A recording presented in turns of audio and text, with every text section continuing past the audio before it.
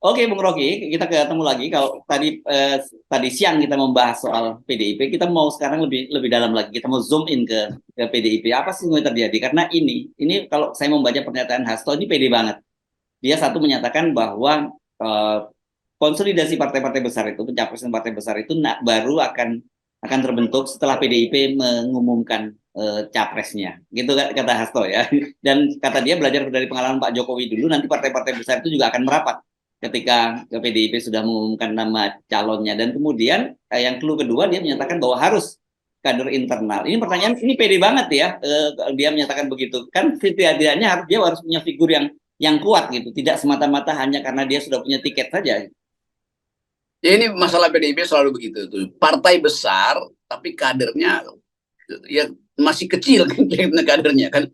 Sehingga orang melihat apa poin dari Hasto itu. Apakah betul kedudukan PDIP sebagai pemegang tiket 20% itu bisa mengatur koalisi besar? Orang akan bertanya sampai di situ. Kalaupun bisa, ya siapa yang akan diajukan di situ tuh? Dan itu yang sebetulnya yang jadi keberatan dari Golkar kemarin tuh. Tapi Golkar juga terlalu cepat bereaksi itu. Kan ini cuma pancingan kecil PDIP sebetulnya kan. Jadi kelihatannya Airlangga merasa wah itu kan posisi wapresnya udah milik Golkar. Ya memang masuk akal kalau Golkar di situ karena Golkar yang memimpin KIB itu. Tetapi bagi Hasto dia mesti umpankan itu supaya sebut aja permainan di lapangan koalisi besar ini agak terganggu sedikit tuh. Nah sebetulnya kalau kita lihat lebih dalam kan ucapan Hasto itu menunjukkan bahwa ada yang belum selesai di PDIP, yaitu siapa yang akan jadi calon presiden. Karena itu dia bilang tunggu aja begitu calon presidennya diumumkan, maka dia akan deal dengan koalisi besar ini kan itu poinnya. Tapi tetap ada pertanyaan, kenapa Mbak Puan yang lebih dulu mendekat ke koalisi besar kan itu dasarnya kan. Kenapa tiba-tiba Hasto merasa oke tunggu dulu.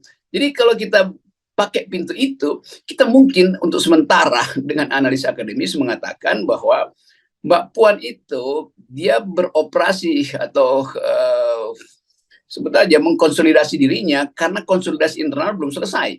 Kan dasarnya begitu kan. Jadi kalau kita intip lebih dalam, potensi Puan untuk jadi presiden itu bisa terhalang untuk menguatkan dirinya keluar karena ke dalam kelihatan dia belum kuat tuh.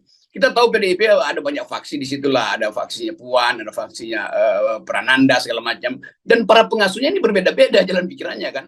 Nah kalau kita mau lihat itu secara konsisten, Ibu Mega pasti pada akhirnya harus menentukan tuh siapa yang akan meneruskan dia di PDIP, bukan siapa yang akan jadi presiden untuk diajukan pada pemilu 2024. Bagi saya lebih penting bagi Ibu Mega siapa yang akan memimpin PDIP berdasarkan garis Soekarnoisme itu intinya. Kalau buat sementara mungkin orang sekedar menduga ada Puan di situ, ada Prananda jarang ngomong, tetapi tetap soal internal PDIP Terah Soekarno itu yang harus memimpin tuh. Jadi sinyal dari Hasto itu agak palsu juga tuh.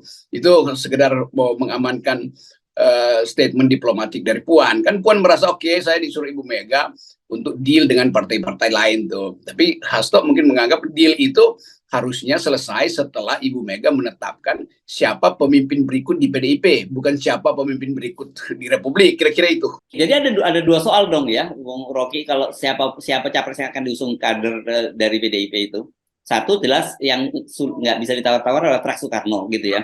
Yang kedua tentu saja Ya. figur itu nanti bisa jadi semacam magnet lah gitu, yang kita nggak ngomong elektabilitas lah. Jadi magnet untuk menarik suara dan juga menarik partai-partai lain untuk bergabung dengan PDIP. Ya betul, dan kalau Puan yang diajukan, itu dari sekarang Puan harusnya mulai kasih kesan bahwa dia sesuai dengan cara berpikir Ibu Mega, yaitu kritis pada Jokowi. Kan itu intinya kan. Kalau Mbak Puan misalnya setiap hari membuka dirinya supaya bergaul dengan buruh, menerima aspirasi mahasiswa, itu lebih terlihat bahwa Puan memang diajukan oleh Ibu Mega untuk menerima suara rakyat. Tapi kadang-kadang Mbak Puan terlalu elitis, dia merasa bahwa ya ada jarak antara Puan dengan rakyat. Itu yang mesti diperbaiki gitu. Demikian juga sebaliknya kita bisa bayangkan kalau elektabilitas Puan itu dalam 1-2 bulan ini naik, itu artinya udah ada restu dari atau udah ada kesepakatan internal bahwa Puan akan jadi calon presiden sekaligus akan jadi pemimpin berikutnya setelah Ibu Mega kan. Itu yang belum diputuskan saya kira. Saya hanya menduga-duga bahwa ketegangan internal membuat Puan merasa resah Karena itu Puan yang lebih awal melakukan proksi ke koalisi kebangsaan. Jadi kira-kira Puan mau bilang begini, saya mampu ya menjadi magnet bagi PDIP. Tiba-tiba misalnya Prananda muncul ke publik di minggu-minggu ini, lalu ada semacam ucapan tentang Asia Afrika, lalu Prananda berupaya untuk mengutip dengan baik pikiran Bung Karno. Lalu sinyal itu berubah lagi kan. Puan merasa bahwa oke, kalau begitu Prananda yang harus diajukan tuh. Jadi kita mendahului sebetulnya hal-hal yang masih kasak kusuk di dalam PDIP. Karena kita tahu di dalam setiap partai, di dalamnya pasti ada faksionalisme juga tuh. Kan nggak mungkin partai itu utuh-utuh aja tuh. Apalagi Ibu Mega merasa bahwa dia mesti kasih kepastian siapa yang akan meneruskan kepemimpinan ideologis sekaligus kepemimpinan ya sebut aja kepemimpinan biologis dari partai itu. Ya, tapi kalau kita bicara soal Prananda, ini kan relatif. Ini dia selama ini tidak pernah keluar dari kepompong, Bung Rocky. Dia hidup di dalam, dia punya pasti grip yang kuat di internal PDIP. Tapi ketika ini soal presiden, kan publik belum cukup aware dengan siapa Prananda ini. Dan justru di situ mungkin orang melihat oh ada sesuatu yang disembunyikan Ibu Mega. Karena kalau Ibu Mega pastikan bahwa dia diminta atau sudah diputuskan untuk menunjuk calon presiden dari konferensi terakhir, itu ya mestinya dari kemarin aja Ibu Mega ucapin kan. Jadi justru orang menduga-duga bahwa Mega sebetulnya mengatakan kader internal itu betul-betul bisa kejutan. Dan soal itu yang kita tahu bahwa Mega nggak peduli mau elektabilitas tinggi apa nggak atau rendah, yang penting dia bisa menyelamatkan atau membawa partai itu tetap konsisten. Jadi kelihatannya Mega nggak ingin partai itu dikuasai oleh orang yang betul-betul sekedar mencari kekuasaan. Mega ingin partai itu diingat terus sebagai partai historis dengan ideologi Soekarnoisme. Entah apa isinya ideologi Soekarnoisme itu belakangan. Yang penting kegigihan Mega untuk mempertahankan cara berpikir itu udah dia buktikan dalam banyak hal. Dia nggak peduli mau terpilih nggak terpilih. Yang penting jangan partai ini bubar hanya karena pragmatisme. Nah di dalam soal itu saya memuji keteguhan sikap dari Ibu Mega. Ya, oke. Saya kira ada memang kelompok-kelompok yang ideologis yang tetap pokoknya dalam bahasa Jawa disebut penjaga gesang dari Ibu Megawati begitu ya, atau dari Soekarno. Tapi realitasnya juga kita lihat.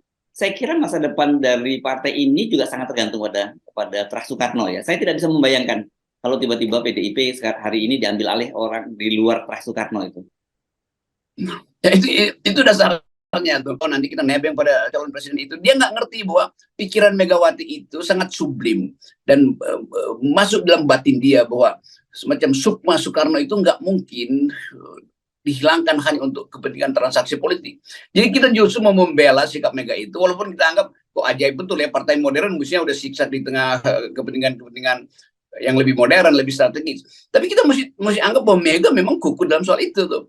Jadi kalau kita lihat siapa sebetulnya orang yang secara ideologis memimpin PDIP, yang nggak ada. Yang ada adalah Hasto yang sekedar teknokrat partai. Yang lain-lain tuh anak-anak muda di situ juga ya itu kan nguping-nguping doang tuh. Dan berupaya untuk ya supaya kalimat komentarnya ke publik sesuai dengan Ibu Mega. Nanti Ibu Mega belum ucapin, dia udah dahului, nanti dia robah sendiri tuh.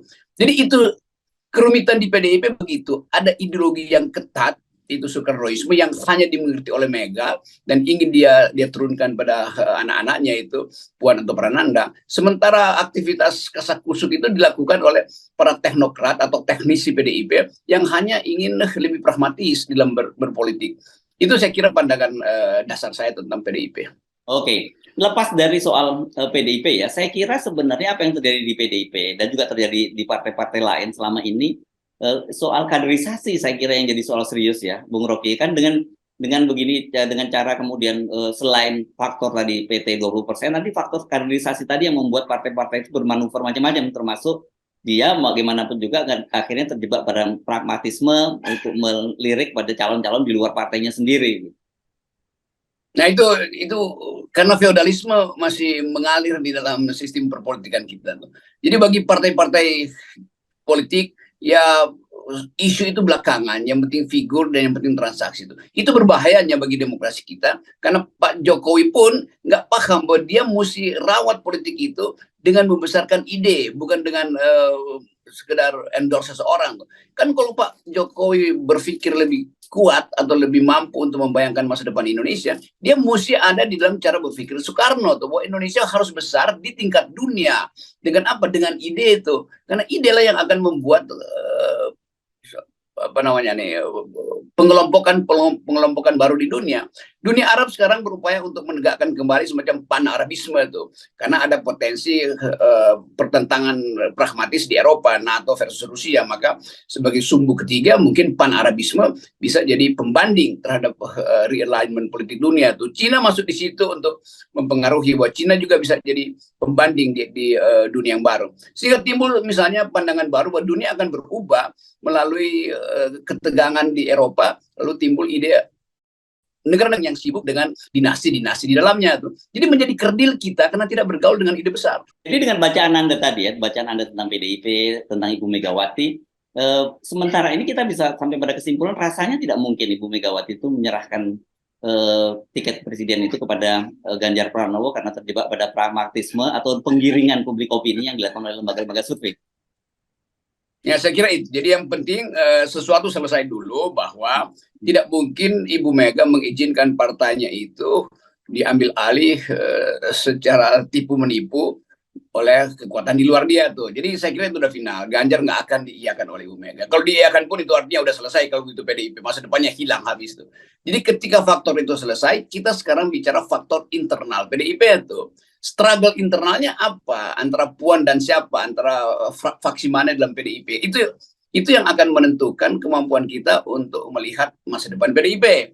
Kan masa depan PDIP tidak ditentukan oleh siapa presiden yang diusung oleh PDIP, yang menentukan adalah siapa ketua setelah Megawati. Itu sebetulnya intinya tuh. Dan sikap itu yang kita mesti amati dengan tepat. Kendati nggak ada berita dari dalam PDIP, tapi kita bisa hitung dengan logika politik bahwa Ibu Mega tetap menginginkan darah biru Soekarno itu mengalir sepanjang masa di dalam PDIP itu. Sebab hanya itu satu-satunya daya ikat PDIP. Yes, oke. Baik. Terima kasih, Bung Rocky. Sampai ketemu lagi, tetap 0%. Ini selalu yang kita inginkan tuh. Oke, thank you.